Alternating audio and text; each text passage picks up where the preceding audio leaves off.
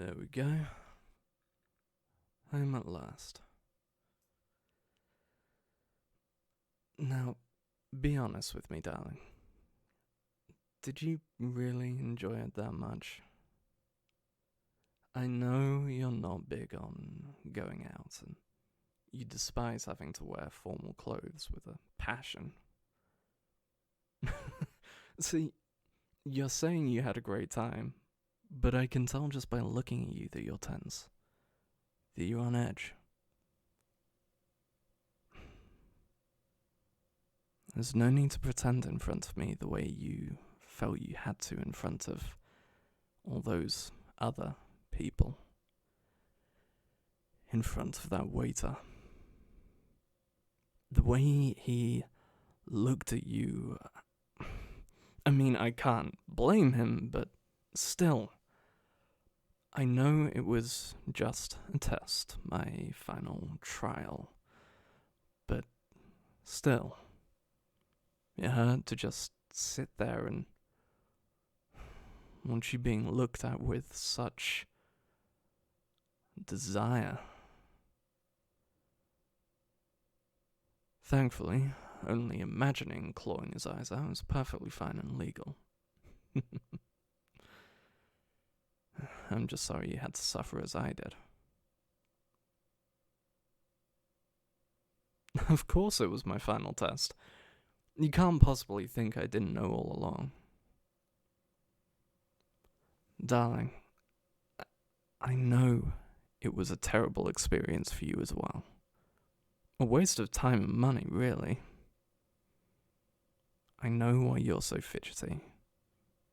You wish we could have just stayed home, right? When you compare the last 3 hours of misery to what we could have been doing instead. We could have played our game, taken a bath, cooked and baked together, done so many different, exciting things together. Instead, you chose to squirm uncomfortably for hours in an outfit you hate, first waiting for and then pecking at food that doesn't even come close to my cooking. All the while having to endure all these disgusting people gawking at me, filling out the suit you chose for me for your viewing pleasure. Oh, don't worry. It's not like my gaze wandered. Not like yours, at least. Oh, I think you know exactly what I'm talking about. And you have no idea how happy it makes me. The difference is so painfully clear between the eyes you only ever look at me with and those you have for everyone else. Tonight, you spent more time looking at the others in the restaurant than me. In our early days, it would have driven me insane. It would have driven me to tears, to violence. But tonight, I loved it. I savored that jealousy, that possessiveness in your eyes as you looked around and met the lustful gazes of people, openly envious, openly ignoring their dates to look at us. And of course their dates were none the wiser because they were doing the same. You wanted to rip the cloth off the table, send all those plates and cutlery and flowers flying and cover me from the prying eyes like your prized possession. But you didn't. You just kept looking around and at me. Every time your eyes returned to mine, as if to check I'm still there, for an anxious heartbeat. They were so full of fear and resentment. And then every single time they warmed up, reassured by the unwavering devotion and worship in my gaze, until again clouding with disbelief and doubt. Until again you couldn't stand it and had to look away. The cycle repeated dozens of times in those 3 hours. Maybe hundreds.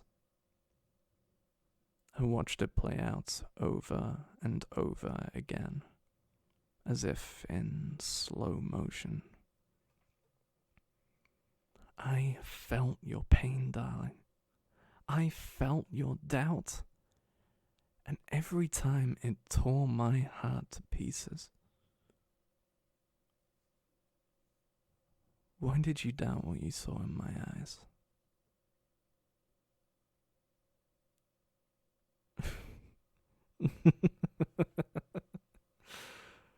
Too good. You think my love for you is too good to be real. Alright then. Well, I don't think me just saying otherwise would help much, so how about I do something else? I'll tell you a secret. But first, let's move to the bedroom.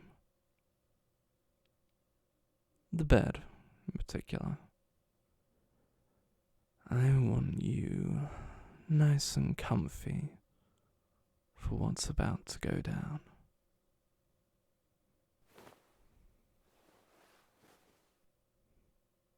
Now, lie down right there on the bed. The bed that has borne witness to our love so many times. I would say too many times to keep track, except I absolutely kept track of every single one. This bed is a shrine to our pleasure, an altar of our elation, of the things we have done.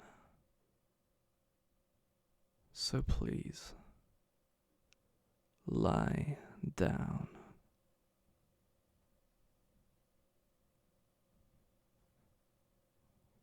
Good girl.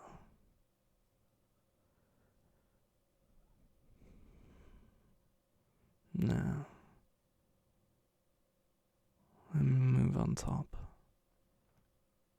where I belong as the god of your little delight, your twisted rapture.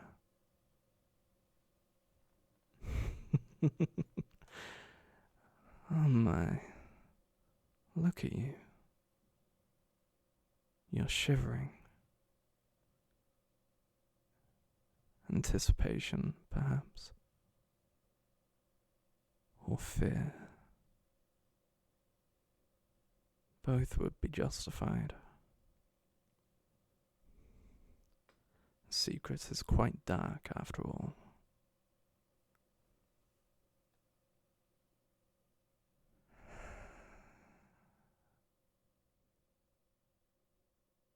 I cheated. Now I know exactly what you're thinking, darling. It's written all over your face. But I would never cheat on you. There's no conceivable scenario where I would, willingly or not.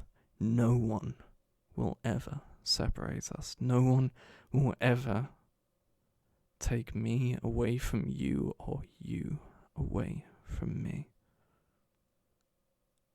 No other hands will ever touch me. No other lips will ever taste mine.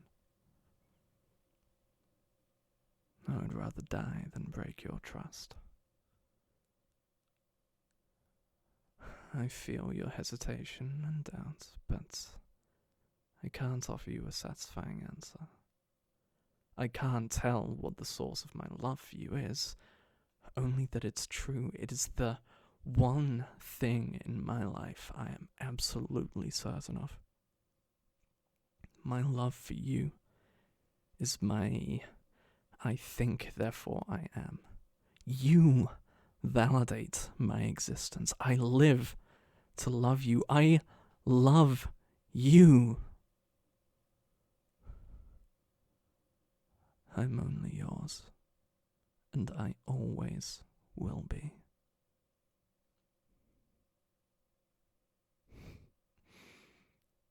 But you already knew all that. I've told you before, with my words, with my eyes. And you know my eyes don't lie. Not to you. But you're disappointed. You're wondering why I used that word, knowing it would hurt you. You see, I did it on purpose. I know you needed to hear my words of reassurance, and I needed to say them, but they wouldn't have felt as genuine if I just said them unprompted. I needed a trigger. So, the devious devil that I am, I devised one. What I meant was that I found a way to cheat my way through the month. Through your little test. You see, it's just impossible for me to contain my fury when I look at others looking at you, when I hear them talk to you, when they dare touch you on some flimsy little excuse, take any amount of the attention and affection that is mine and mine alone. It's fuel to my inner inferno, and I cannot help it. So, I didn't look.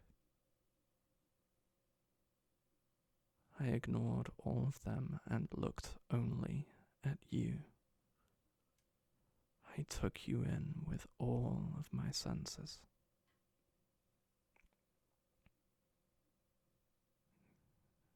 You proved to be a wonderful distraction. See, I thought I was going to fail your challenge just a couple days into the month, but I didn't, did I? Focusing on you made it easy. Made it a reward in itself. Made me calm and happy, not care about the others.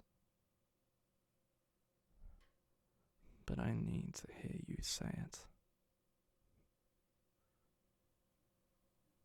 Was I good?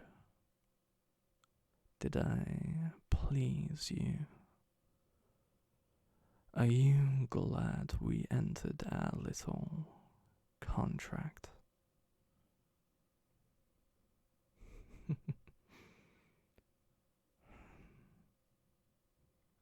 Baby, you are trembling beneath me.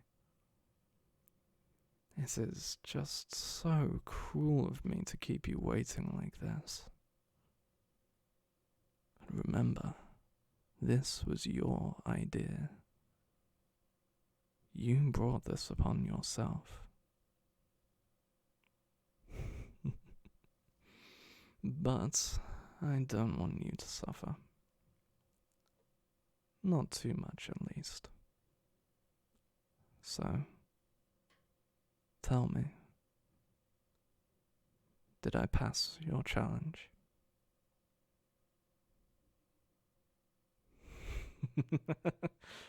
Good. In that case, well, that means I've upheld my end of the bargain. So, darling, you going to uphold yours? Will you give me anything I ask for?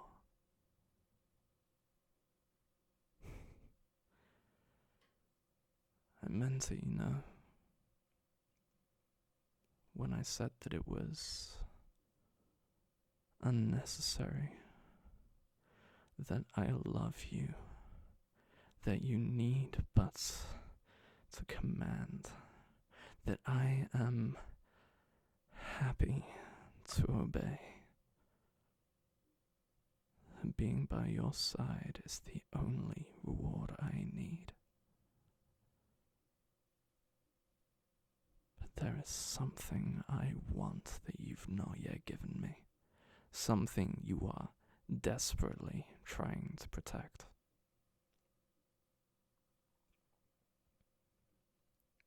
Darling, what I want more than anything from you is your shame. I want it gone. I know you, darling. I can feel there are things that you want me to do to you, or perhaps to do to me, that you don't tell me about. I suspect because you're afraid of losing me, that things will change, that I will somehow change what I think about you, change my love for you. But it's silly. Nothing you could conceivably do would weaken my love for you.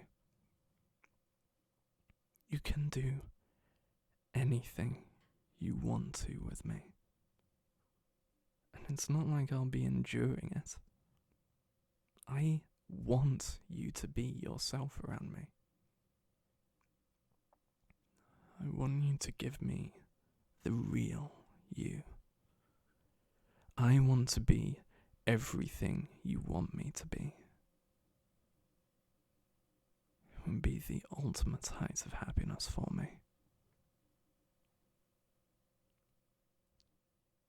Babe, I am yours to use however you please.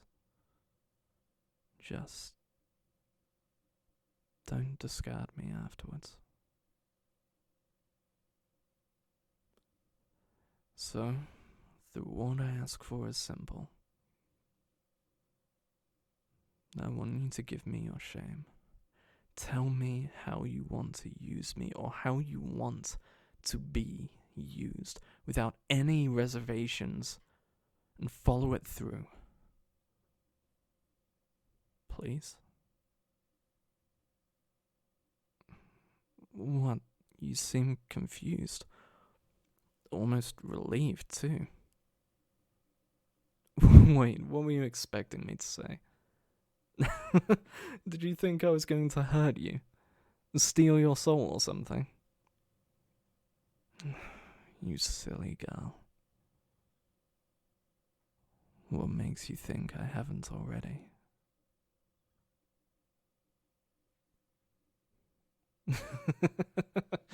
I'm just kidding, darling. Don't tense up like that. It's alright.